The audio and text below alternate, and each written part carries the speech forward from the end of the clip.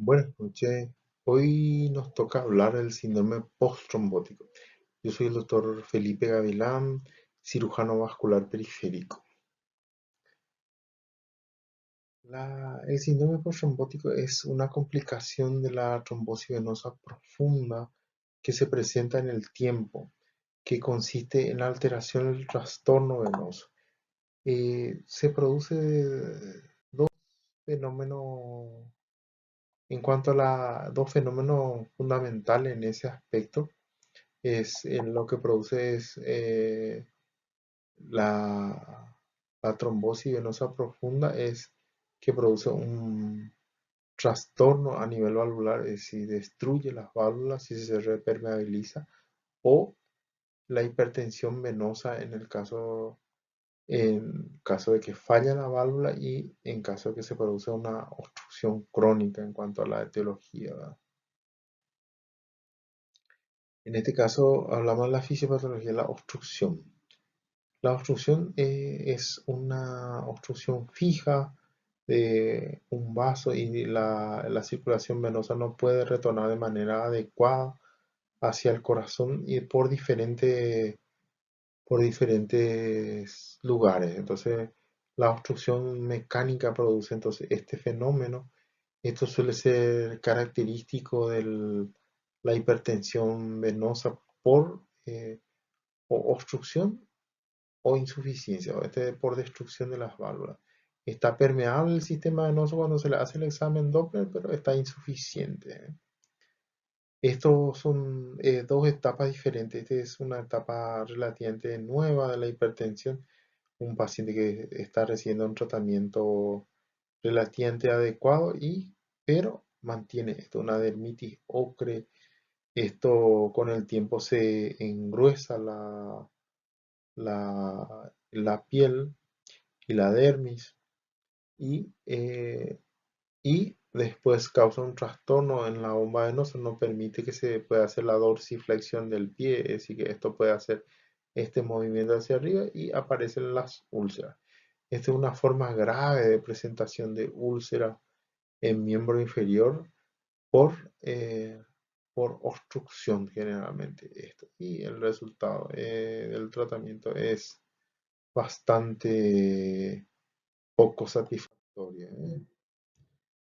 El diagnóstico suele ser clínico, el dolor crónico debilitante en realidad vendría a ser la claudicación venosa. Esto suele observarse más en la trombosis que son de ilíaca, femoral.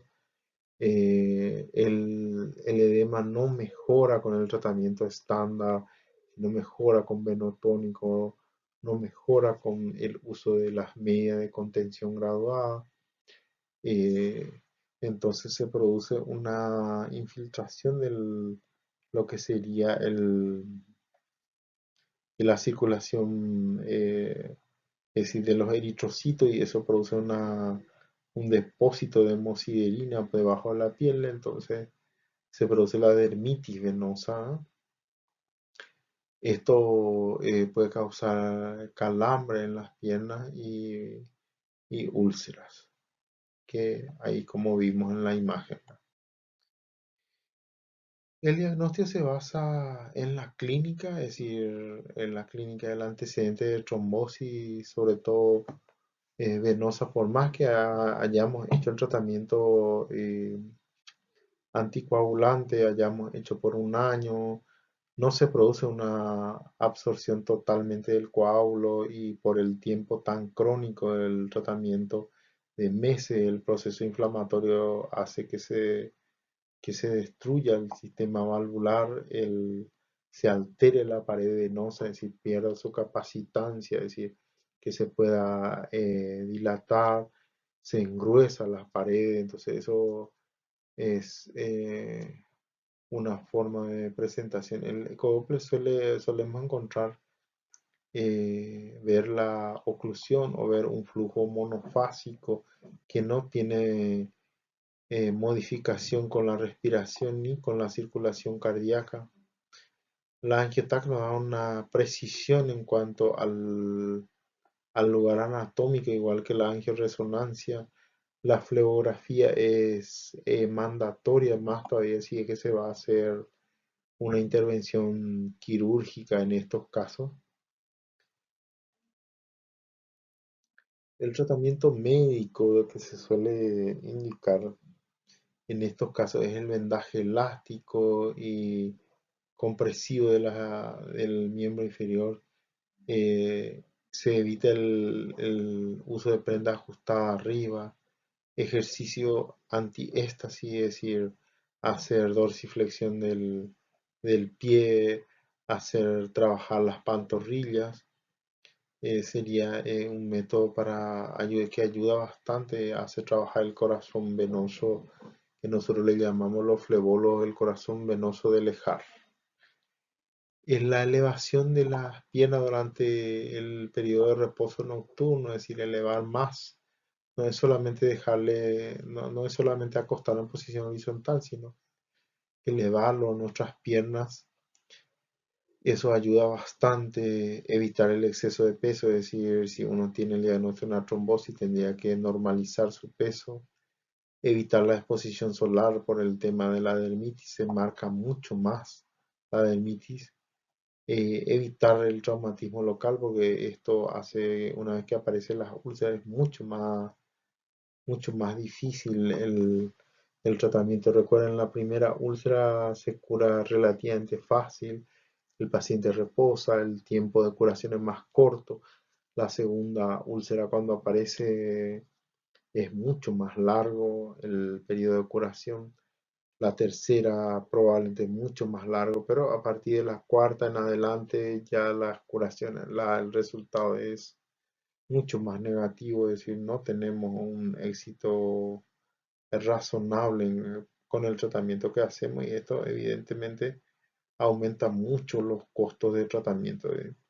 Recuerden que las enfermedades venosas, entre la embolia pulmonar, la trombosis venosa profunda, el síndrome postrombótico y las varices en general representan un costo importante en la salud de los países industrializados, un porcentaje muy alto el costo en salud.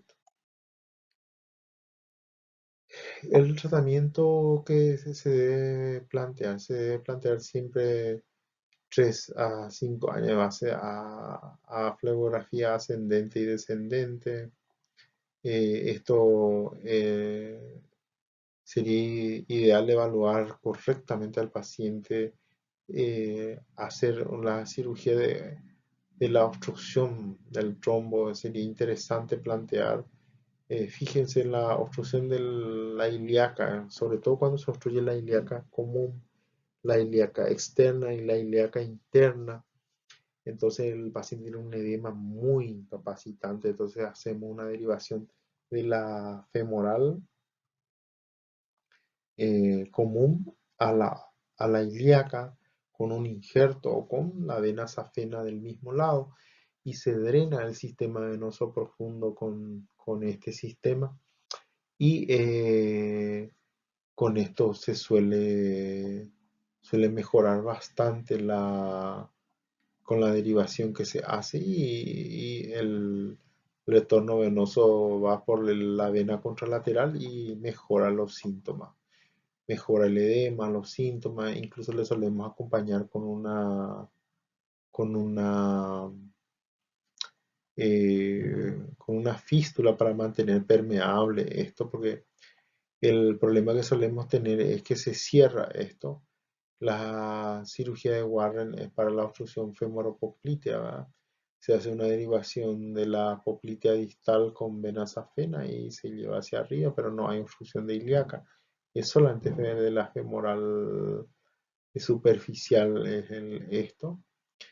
La cirugía en la insuficiencia valvular, la valvuloplastía o reparación de la válvula, estos son cirugías que no tienen tanto éxito. La transposición valvular, solemos transportar el- la vena axilar, solemos trasladar en este lugar.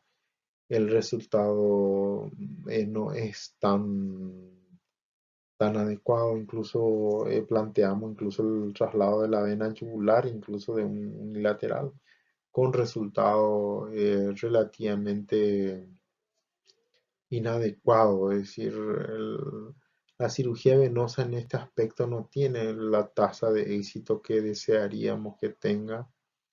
Sigue siendo la trombosis del injerto venoso es uno de los problemas principales, incluso en la cirugía de trasplante de miembro superior o miembro inferior, suele ser una de las causas que nos hacen fracasar en el tipo de trasplante y nuestra tasa de éxito no llega, no llega al resultado que queremos obtener. Los trasplantes de válvula, estas son cirugías lamentablemente que no son exitosas, ¿eh? Eh, Tenemos un éxito técnico, pero el resultado a largo plazo no es bueno. La cirugía del sistema venoso superficial y perforante da un buen resultado si una, es una insuficiencia sobre todo nuestro problema y no es una obstrucción, ¿eh? Entonces, por lo menos permite controlar en algo la presión ahí en la parte más distal y nos permite la cura de la úlcera relativamente más permanente, ¿eh? En conclusión, el tratamiento agresivo de la trombosis venosa profunda en el periodo más corto posible nos evitaría el síndrome posttrombótico, la embolia pulmonar, las enfermedades crónicas relacionadas con el síndrome postrombótico, que nos permitiría una calidad de vida muy superior y lamentablemente la obstrucción venosa es el que tiene peor resultado. Esto hasta ahora no estamos teniendo no se desarrolla la suficiente tecnología para superar este aspecto, ¿eh?